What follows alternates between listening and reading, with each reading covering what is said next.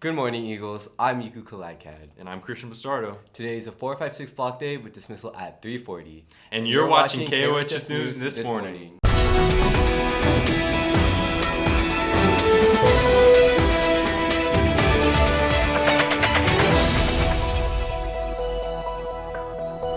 Eagles, you know the usual. Every week on KOHS, we have a theme to start a dialogue. Our theme this week is service. Service. The action of helping or doing work for someone. A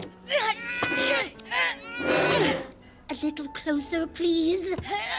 Nova appetit. Wow! Your new room. Ow! Okay. There you go. Whoa. You'll probably have to open that up for him. One adult and 2 kids to Chunky Chimp, thanks. By serving others, you will attract people with the same positive vibration and enter into a state of love. All of us stem from the same energy source, and through this powerful, unbreakable connection, we can grow together. It's nice to think about the acts of service that people can do in the world today. Let's look at the relevance of this week's theme with Chloe on the bright side.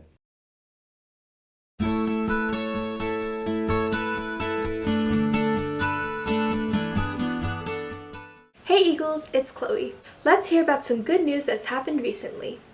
Through her charity, 28-year-old Angela Refuse helps the elderly rehome their pets before they pass away. She was inspired to create her charity after her 85-year-old grandfather passed away, leaving his cat Mackenzie without a home. Refuse's nonprofit, My Grandfather's Cat, facilitates pet adoptions belonging to seniors who are terminally ill or wish to enter a retirement home. The charity's launch date was May 18, 2021, on her late grandfather's birthday, and it's now celebrating its 100th adoption. Penn State University students have recently raised $15 million during their annual dance marathon. Dubbed Thon, this 46-hour, no sleeping or sitting dance party is the world's largest student-run philanthropy program. Thon's proceeds benefit Four Diamonds, a national nonprofit that covers 100% of all medical expenses for families of child cancer patients. For almost 50 years, Thon and Four Diamonds have covered all medical costs, including comprehensive specialty care for almost 4,800 families.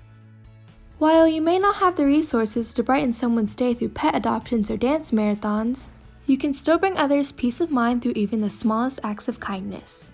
So Eagles, show others kindness through acts of service today. That's all for today, Eagles. I'm your host, Chloe, and thank you for watching this week's episode of The Bright Side. Have a bright rest of your day.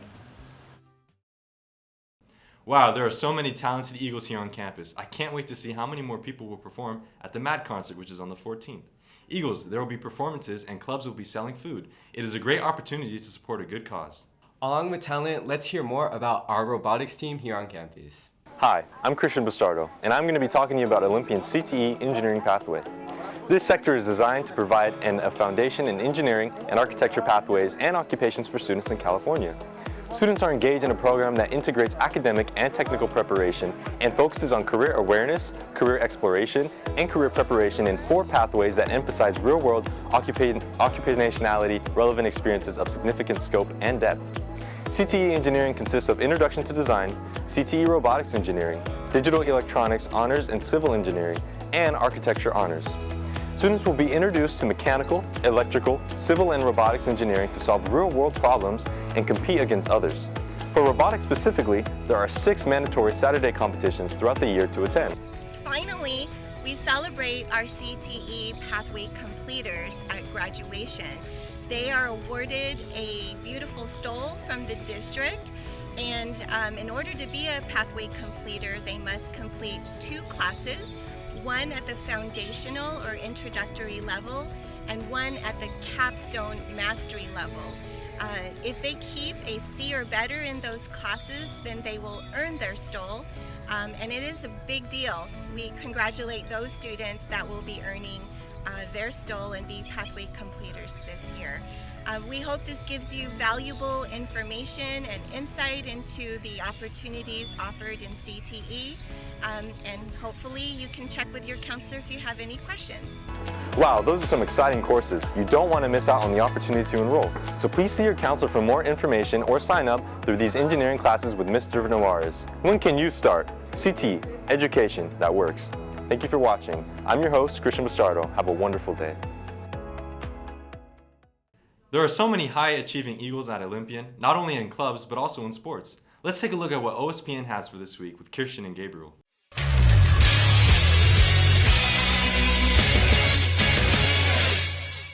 Good morning, Eagles! Welcome back to OSPN, your source for Eagle sports news updates. I'm Christian. And I'm Gabriel. And let's take a look into what's in store for this week.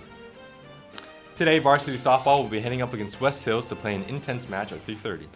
Furthermore, varsity girls softball will also be playing Helix High at Mount Miguel Park Monday, March 11th at 8 a.m. However, they will be fighting on two fronts against Steel Canyon at Mount Miguel Park on Monday as well at 3 o'clock. In other news, we are happy to invite our sports correspondent, Mr. Walker. Welcome to the show. Good morning, Christian. Although we started pretty rough, spring is blooming and our sports teams will definitely blossom this season. I mean, our varsity boys volleyball is on a 3-game win streak, and our lacrosse team absolutely obliterated Morris 19-1, and our Lady Eagles swept Escondido 10-5. So even though our team records aren't groundbreaking, we have our moments. I wholeheartedly agree. I mean, we're barely entering what is looking to be an extremely potential season of very talented athletes. I want to thank you so much, Mr. Walker. We'd like to thank our viewers again for touching down with us, but I think it's time that we head back to the studio's home plate.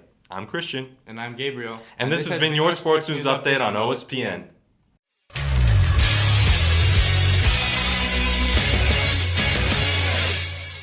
I'm glad we could show appreciation for our counselors this month. Especially during Women's Month. In case you didn't know, here's a special piece on Women's Month. Eagles, March is Women's History Month. So in celebration of that, let's commemorate some key events in the fight for women's rights. First, there was the Seneca Falls Convention, occurring on July 20th, 1848. It was organized by Lucretia Mott and Elizabeth Cady Stanton. It was one of the first big conventions in the fight for women's rights, and it was attended by many people, included by many innovative thinkers at the time. There was also the Women's Suffrage Parade. It occurred on March 3rd, 1913, and was led by Alice Paul and Lucy Burns. It was a parade in which 5,000 women attended in order to push the right to vote for women and minorities within the United States at the time. And finally, on August 18, 1920, the 19th Amendment, which prohibited the denying of voting based on sex. The fight for women's rights was an amazing and inspiring movement. Female Eagles, you all are amazing and you all are capable. Anyways, Eagles, back to the studio.